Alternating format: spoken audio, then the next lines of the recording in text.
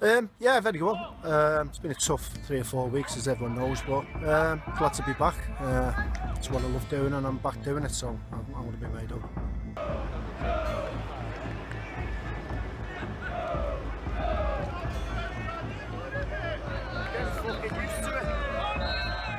The real truth is finally out. Shaun Reid, 60 years old, is speaking about it all. A career lived entirely in the shadows, controversies that never made sense, and one final moment that still baffles fans today. This is the story of a man who spent 17 years in professional football without ever leaving the basement. A man who built a championship team only to be pushed out while sitting 8 points clear at the top of the league. Why did Warrington Town sack their manager at the peak of success, and how did one man become a symbol of survival in a game that refused to let him rise? Shaun Reid was born on 13th October 1965 in Warrington, England. He was a midfielder, not a flashy one, not a creative one. He was a hard-tackling, hard-working player who did the ugly jobs that nobody else wanted to do. He stood 5 feet 8 inches tall. He was tough, he was reliable, and he was completely overshadowed. His older brother, Peter Reid, was an England international. Peter won titles, Peter managed top-flight clubs, Peter lived in the headlines, Shaun lived in the basement. While Peter climbed to the very top of English football, Shaun stayed grounded in the fourth tier. It was not for lack of effort, it was just the way things were. In January 1984, Shaun Reid made his professional debut for Rochdale. It was a 4th division match. 17 years later, in March 2000, he played his final Football League game for Chester City. It was also a 4th division match. Every single one of his 432 Football League appearances happened in the same place: the bottom tier, the basement, Rochdale, Preston on loan, York City, back to Rochdale, Bury, and finally Chester. 5 clubs, 17 years, not one single game above the 4th tier. This was not bad luck, this was his ceiling. At Rochdale, between 1983 and 1988, he played 133 matches. The club was stuck in the 4th division for every single one of those games. When he went on loan to Preston in 1985, they were in crisis. They finished 23rd in the 4th division that season. They had to apply for re-election just to stay in the Football League. Then came York City. He joined them in 1988, right after they were relegated to the 4th tier. He stayed for 4 years. All 4 seasons were in the basement. He returned to Rochdale in 1992. By then, the league had been reorganised. The 4th division was now called Division 3, but the name change did not matter. It was still the bottom tier. Shaun was still trapped. In 1995, he joined Bury. This is where the ceiling became visible. Bury finished 3rd in Division 3 that season. They won promotion to the level above. Finally, Shaun Reid had a club moving up, but he did not move with them. He did not make any more appearances for Bury after they were promoted. The club decided he was not good enough for the 3rd tier. He was surplus to requirements. The moment his team broke out of the basement, he was left behind. His final club was Chester City. He joined them in 1996. They were in Division 3. He stayed until March 2000. His last match was as a late substitute on 25th March. 6 weeks later, Chester City was relegated out of the Football League entirely. They fell into the Football Conference. Shaun Reid's career began in the 4th tier and ended just before his club dropped out of it completely. His entire professional life was perfectly bracketed by the Football League's lowest division. He was the ultimate basement boy. It was a badge of survival, but it was also a painful symbol. While Peter Reid climbed mountains, Shaun could not even find the stairs. The numbers tell the full story. 432 matches, all in the same division. 17 years without a single promotion. 5 different clubs, but the same level every time. Other players moved up. Other players got their chances in higher divisions. Shaun stayed put, not because he was not good enough to play. He was clearly talented enough to last nearly 2 decades as a professional, but he was never quite good enough to rise. There is a special kind of pain in that, being good enough to stay, but never good enough to climb. Watching younger players leap past you, seeing teammates move on to bigger things while you remain behind. That was Shaun Reid's playing career, a study in limits, a lesson in knowing exactly where you belong, even when you desperately want to be somewhere else. In July 1997, during a pre-season friendly for Chester City, disaster struck. Shaun Reid ruptured the cruciate ligaments in his knee. He was 31 years old. For a midfielder whose main asset was tough tackling, this was a career-ending injury. He missed the entire 1997-98 season, 14 months out of the game. Chester City sorely missed him in midfield that year, but Shaun was a fighter. By April 1998, he was back in training. His knee was reportedly in the best shape since the rupture. By July, he was raring to go. He told reporters that tests had shown something remarkable. The knee he had damaged was now stronger than his other knee because of all the work he had done on it. He had turned a disaster into a comeback story. In September 1998, Shaun Reid finally returned to first-team action. The opponent was Sunderland in the League Cup. The manager of Sunderland was his brother, Peter. After 14 months of gruelling, solitary rehabilitation, Shaun's comeback placed him in direct opposition to his brother. It was one of the only times in their careers they faced each other competitively. Shaun proved he was a capable replacement in midfield for Chester, but the result was predictable. Sunderland won 4-0 on aggregate. Peter's team, playing in the top tier,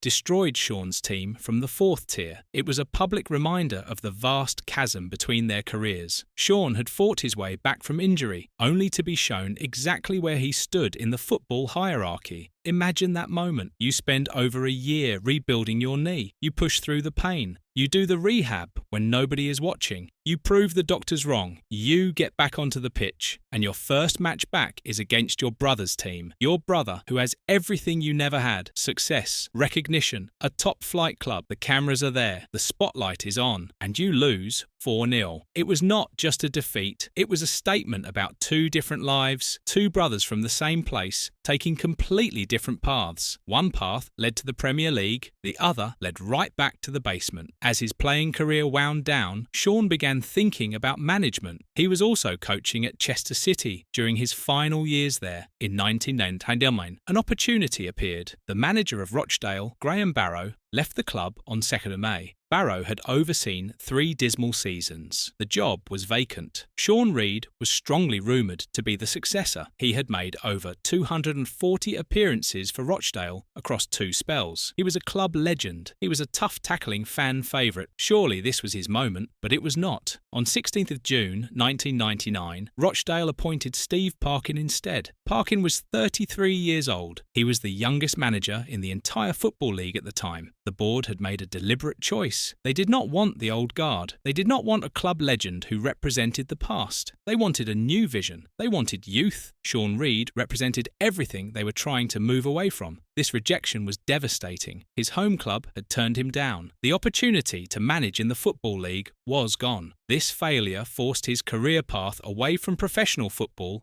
and into non-league management. He would eventually end up at Prescott Cables and then at Warrington Town. The doors to the Football League had closed permanently. In March 2012, Shaun Reid was appointed manager of Warrington Town. It was a non-league club. He was out of the spotlight, but he was finally in control, and he started building something special. By the 2014-15 season, he had transformed the club. Warrington Town reached the first round proper of the FA Cup for the first time in their history. In that round, they faced League Two side Exeter City. The match was televised live on the BBC. Warrington won 1-0. It was a historic moment. Reid later said the cup run put Warrington Town on the map. The financial windfall from the cup run kept the club going for 3 years. He was not just managing, he was building. He was creating something sustainable. By February 2016, Shaun Reid was on the verge of his greatest triumph. His Warrington Town team was top of the EvoStick Northern Premier League Division 1 North. They were not just top,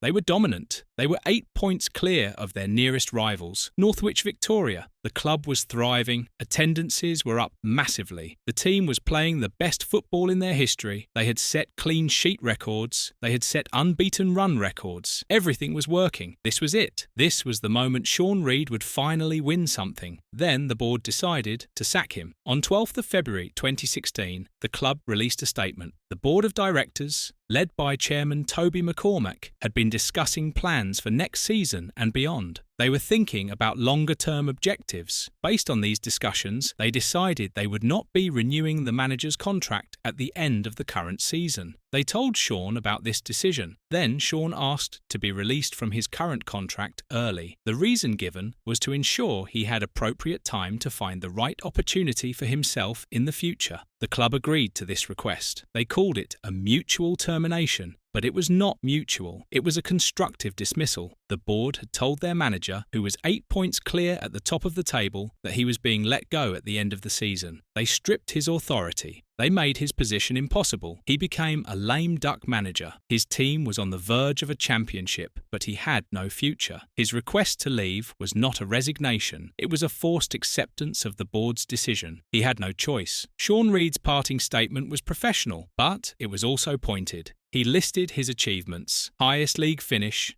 FA Cup, Dudson Cup, clean sheet record, unbeaten run record, attendances up massively, and hopefully this year a championship. His subtext was clear. He had delivered on every single front. He had done everything a manager in his position could possibly do, and his reward was termination. The controversy lies in the unspoken question: why? The board gave no real answer. They mentioned longer-term objectives. But what does that mean? What objectives could possibly justify sacking a manager who is 8 points clear at the top? It suggests a fundamental disconnect. The board's vision and the manager's results were in different worlds. Despite delivering unprecedented success, despite building a team that was dominating the league, the board was willing to jettison him. They were willing to risk the promotion just to remove him. The team did win the championship that season, but it was under his assistants, Stuart Mellish and Lee Smith. Shaun Reid built the championship-winning team, but he was denied the moment of triumph. One fan's reaction at the time summed it up perfectly. What a joke. The board never explained themselves properly. Longer-term objectives means nothing. It is corporate language designed to hide the truth. What were these objectives? Were they worried about his age? Did they want a younger manager? Did someone on the board have a personal issue with Reid? Was there a disagreement behind closed doors that the public never saw? Nobody knows. The club never said. Reid never said. The silence made it worse. When you sack a failing manager, everyone understands. When you sack a successful manager, you owe people an explanation. Warrington Town never gave one. They just let their best manager walk away while holding an 8-point lead. The team went on to win the title under his assistants. They used his tactics. They used his players. They used his system, everything he built, but his name was not on the trophy. Shaun Reid's story is not a story of failure. It is a story of survival. For 17 years, he survived in the attritional, high-turnover environment of the 4th tier. His career was bracketed perfectly by the Football League's bottom division. He had a ceiling that became explicit when Bury was promoted without him. His career was punctuated by brutal struggles, a 14-month recovery from a career-threatening injury, a comeback match that placed him in direct, painful opposition to his brother's success, a professional rejection from his home club that rerouted his entire future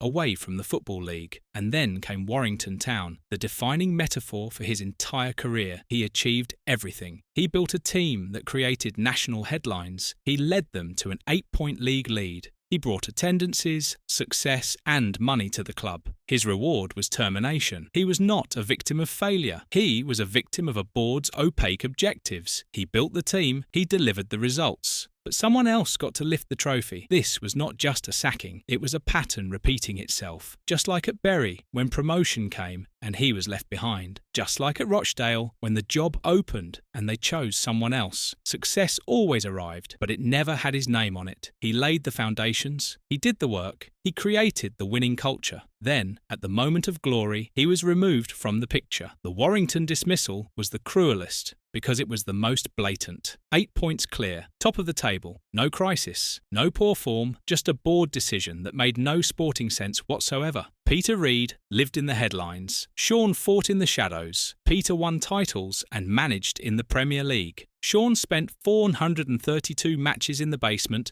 and was sacked while top of a non-league table. This is not a story about talent. It is a story about ceilings, about what happens when a man does everything right and still cannot break through. Shaun Reid built things, and just when they were strong, They were taken away. No fame, no fortune, no trophies with his name on them. Just the fight, just the survival, just the truth. Finally coming out at 60, a life lived outside the spotlight, a career defined not by what he achieved, but by what he was never allowed to reach.